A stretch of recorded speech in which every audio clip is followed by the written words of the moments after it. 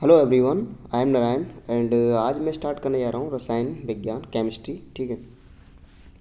तो आज ये एक तरीके से पहली क्लास है जिसमें एक तरीके से मैं इंट्रोडक्शन दूंगा और ज़्यादा नहीं बताऊंगा। ठीक है। थोड़ी बहुत चीज़ें बताऊंगा, आप देखना बताना कैसा समझ में आया। ठीक है। उसके बाद आगे कंटिन्यू करेंगे। तो ये अभी क्या है, पहले ये जान लो कि पढ़ाऊँगा कैसे। तो उसके लिए क्या होगा, मैं हैंड रिटन नोट्स से पढ़ाऊँ या बुक से पढ़ाऊँ, ये आप बता दीजिए। खुद के नोट्स बना के या फिर ऐसे ही बुक से।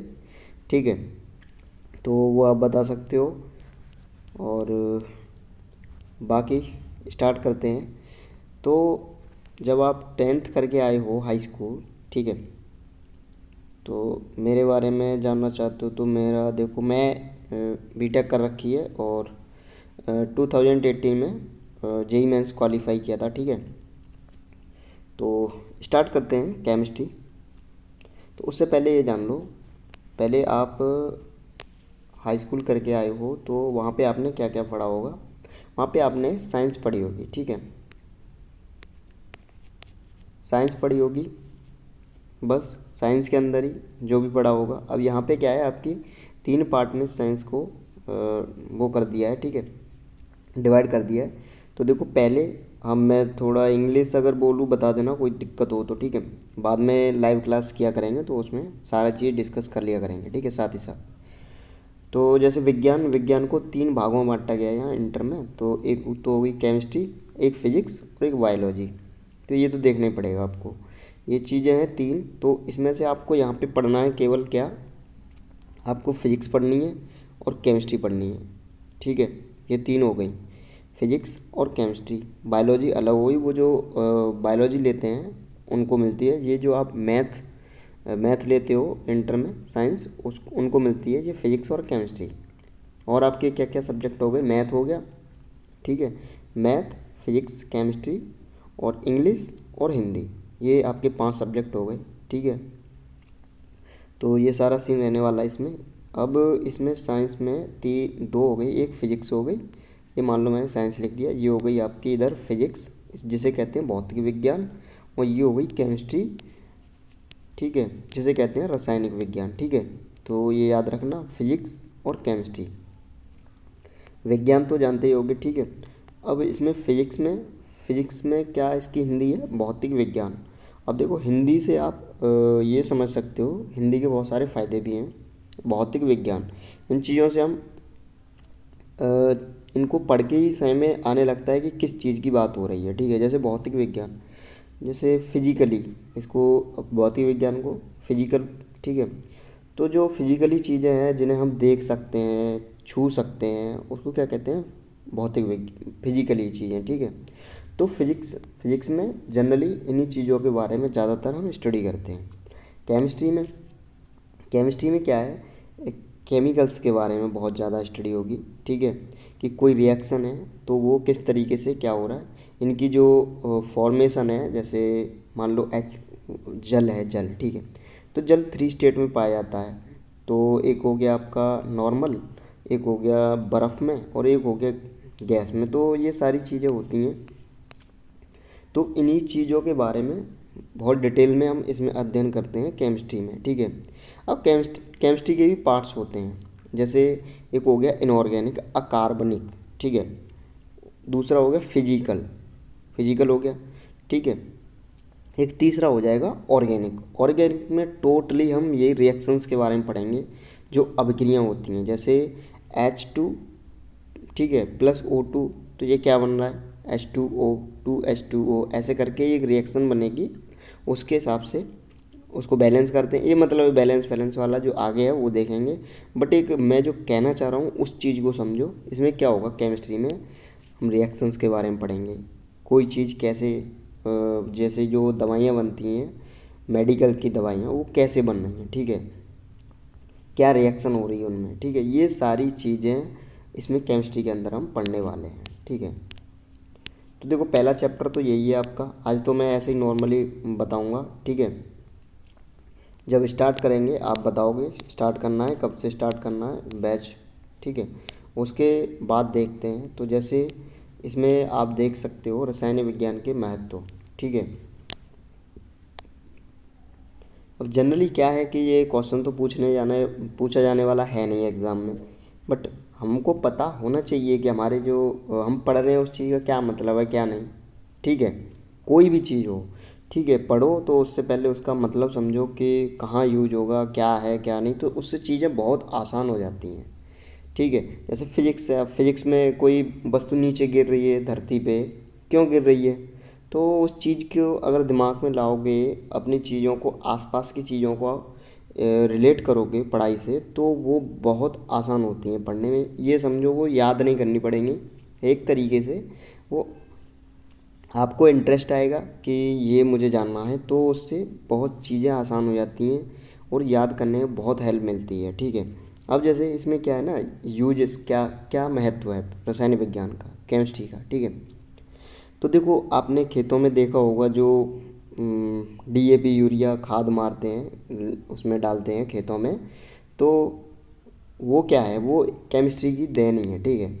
कई रिएक्शंस करा के ऐसे ये खाद बनाए जाते हैं जिनसे क्या है ना, उर्वरक में थोड़ा सा फ़ायदा मिले, ठीक है, फसल अच्छी हो, तो उन चीज़ों में इसका बहुत यूज किया जाता है। अब उस पर अगर ध्यान से देखोगे, बोरी पे जो कट्टा होता है ना यूरिया का, तो उसमें लिखा होता है कि 45% नाइट्रोजन। नाइट्रोजन क्या है, नाइट्रोजन, ठीक है। तो इन चीज़ों का इस्तेमाल करके ये क्या किया गया, इसी का हम बेसिक से अध्ययन करेंगे रसायन विज्ञान के अंदर, कि उर्वरक कैसे, क्षार क्या चीज़ होती है, अम्ल क्या चीज़ होती है, लवण रंग कैसे बदलते हैं, जैसे मैंने येलो डाला और दूसरा कलर डाल दिया, तीसरा कलर पैदा हो गया, कैसे हो गया, ये चीज़ें सब सारी चीज़ें जाननी है।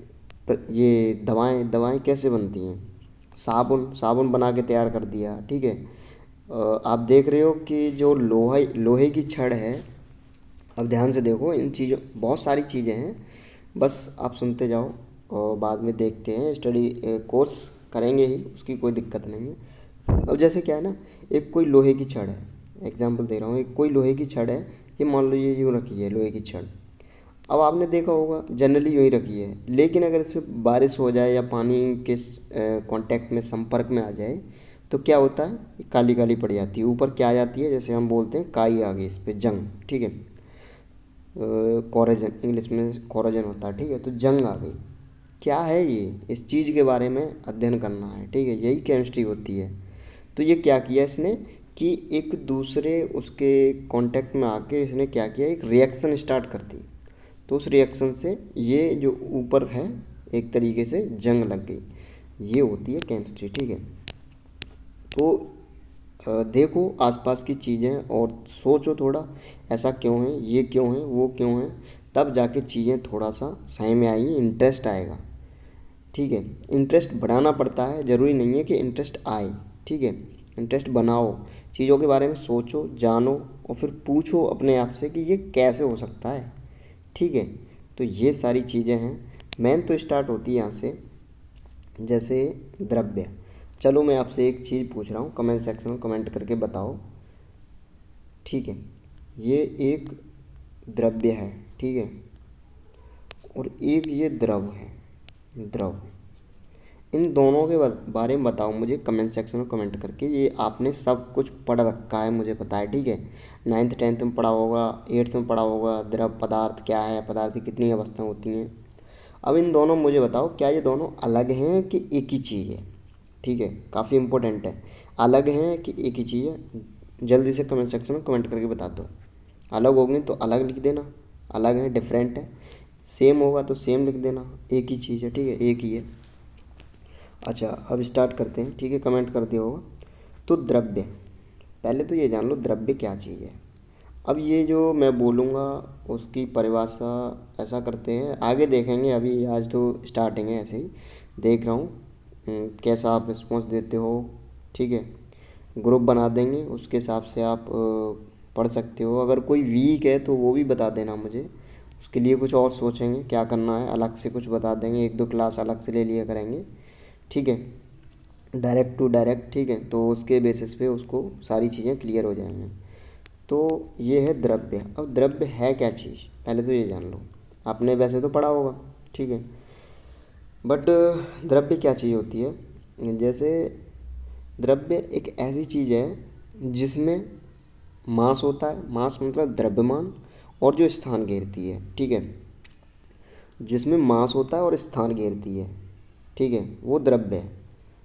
जो चीज़ आप देख रहे हो अपनी आंखों से ना, वो सारी चीज़ें क्या हैं, द्रव्य हैं। दीवार या मिट्टी या कुछ भी, वो सारी चीज़ें द्रव्य हैं। एयर, एयर भी द्रव्य है, ठीक है, जो हवा, ठीक है, आप सांस ले रहे हो वो भी द्रव्य है। क्योंकि ये क्या कह रहा है, जो चीज़ स्थान घेरती है, तो हवा वो भी तो स्थान घेर रही है ना। क्योंकि जो पृथ्वी है, पृथ्वी के ऊपर क्या है, थोड़ी सी सराउंडिंग में चारों ओर, तो वो क्या है, हवा है एक तरीके से, तो वो स्थान घेर रही है।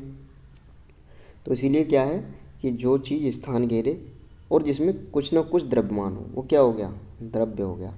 चलो अब तुम प्रूफ करके मुझे बताओ। जैसे मैंने एक हाँ, जैसे ये हर जगह होती है, मतलब ठीक है, वायु हर जगह होती है और ये स्थान भी घेरती है, ठीक है। तो मुझे प्रूफ करके कैसे बताओगे आप कि एक मैंने मान लो लोटा ले लिया, लोटा, ठीक है, लोटा या कुछ भी जो खाली है, या मग या जग कुछ भी ले लिया, ठीक है। अब आपको पता है कि उसमें क्या है, वायु है जो कि स्थान घेर रही है, ठीक है। अब मुझे प्रूफ करना है कि उसमें वायु है, मैं कैसे प्रूफ करूँगा, ठीक है, ये चीज़ मुझे बताओ जल्दी से। कैसे बताओगे, एक तो ये प्रॉब्लम है, ठीक है। तो इसके लिए देखते हैं आगे क्या करना है, ठीक है।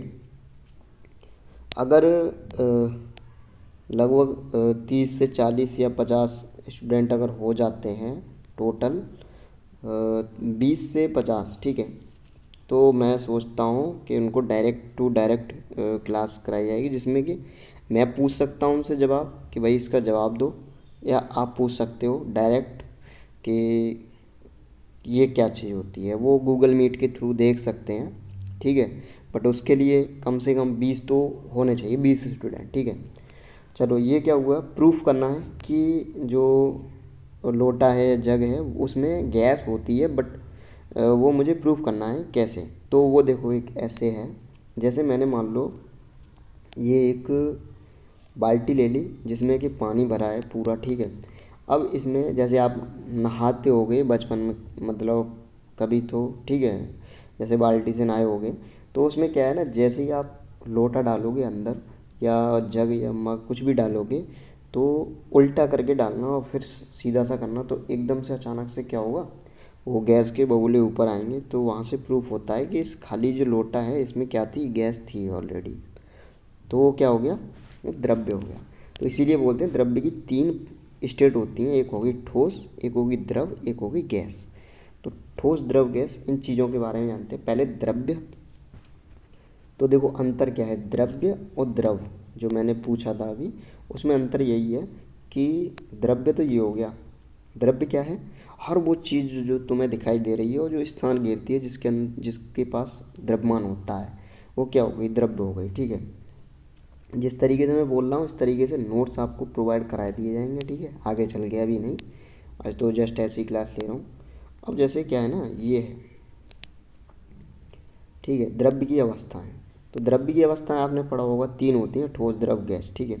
तो ठोस, द्रव, गैस, अब क्या है ठोस, द्रव, गैस, जैसे ये चीज़ दिख रही है, ये होगी ठोस, ये होगी द्रव, ये होगी गैस। ये देखो द्रव, इस चीज़ को ध्यान से देखो, ये होगी द्रव, और जो द्रव्य है वो क्या है, वो अलग चीज़ है, ये अलग है।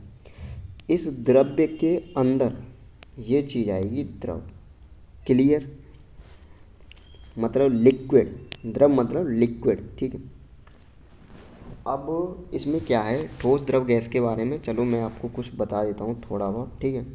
ठोस क्या है, ठोस जिसमें ये देखो शेप हमें दिखाई दे रही है, जैसे इसका क्या साइज़ है, एक तरीके से इसका जो शेप है वो हमें दिखेगा साफ, और निश्चित हम कर सकते हैं कि ये इतने बाई इतने का है या इतने बाई इतने का है। एक ईंट है, ईंट, तो उसका साइज़ हमें फिक्स पता रहता है कि ये इतनी बड़ी हो सकती है, अगर मीजर करेंगे तो माप सकते हैं ना।